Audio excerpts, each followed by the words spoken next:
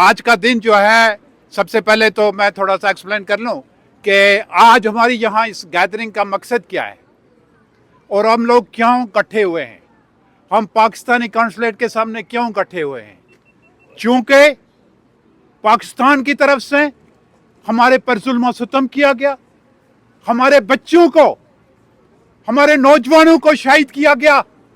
हम कब तक अपने बच्चों की लाशें उठाएंगे?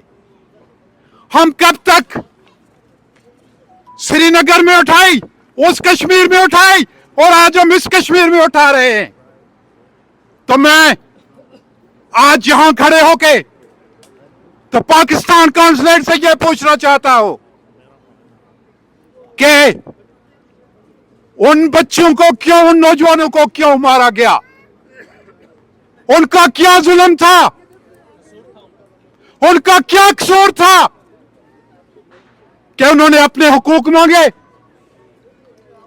वो अपने राइट्स के लिए निकले और आपने नियत्ते लोगों पे गोलियां चलाई। आज मेरे कश्मीर का एक एक नौजवान सड़क पे बैठा हुआ है।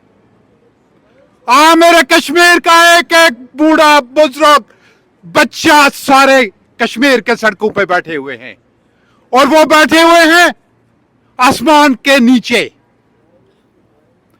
उनको कहीं घरों से खाना आ रहा है और कहीं लोग दे रहे। इंटरनेट की सहूलतें खत्म कर दी गई हैं, कई जगहों तक बिजली भी बंद कर दी गई है। तो यह जुल्म का हिसाब इनको देना पड़ेगा। कश्मीर के एक एक बच्चे के खून का हिसाब इनको देना पड़ेगा और देना पड़ेगा। ये अगर हमारे बच्चों को शहीद करेंगे, जीवे जीवे कश्मीर, जीवे जीवे जीवे कश्मीर, नारा नारा नारा कश्मीर। और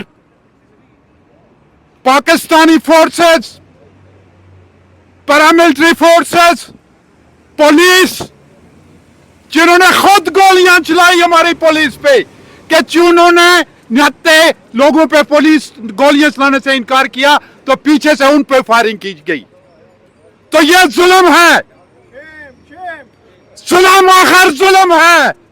बढ़ेगा तो मिट जाएगा, खून आखिर खून है, गिरेगा तो जम जाएगा। हम कश्मीरियों का खून, हमारा खून इतना वो नहीं है कि कभी तो इसको हिंदुस्तान वाले कश्मीर में बहाया जाए, कभी तो इस जगह पे बहाया जाए। हमारे खून की भी एक कीमत है। आज हम पूछते हैं इंटरनेशनल